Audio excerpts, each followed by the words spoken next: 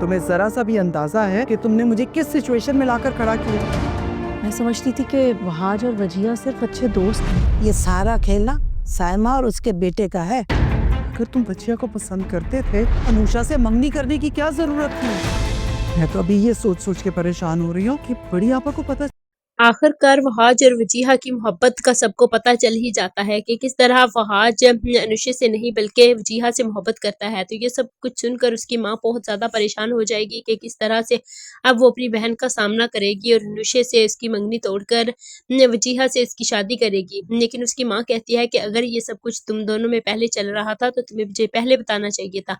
अब अगर तुम मुझे बता रहे हो तो अब इसके बताने का क्या फ़ायदा? अब मैं अपनी बहन के साथ उस बीमार बहन का किस तरह दिल तोड़ूँ और उसकी बेटी को छोड़कर अब वजीहा को अपनाऊँ। अगर तुम वजीहा से मोहब्बत करते थे तो मुझे पहले बताते।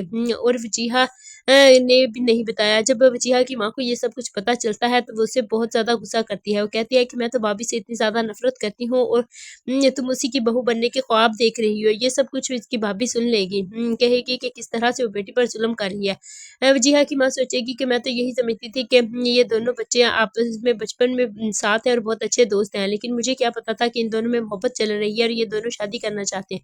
अगर आपा मुझे ये सब कुछ पता चल जाता तो मैं कभी भी इनको एक दूसरे के करीब ना आने देती, बल्कि खुद वजीहा का ख्याल रखती।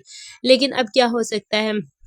इधर वहाज बहुत ज़्यादा परेशान होता है और ये सब कुछ अनुषा को भी बता देता है। तो अनुषा तो पहले भी सुन चुकी होती है, लेकिन फिर भी जब उनकी मंगनी हो जाती है और इसके बाद निकाह होता है तो इसके बाद वो ये सब कुछ अनुषा को बता देता है। अनुषा भी परेशान होती है, लेकिन वो ये चाहती है कि वहाज खुश रहे और जिसके साथ उसकी शादी उससे मोहब्बत करे।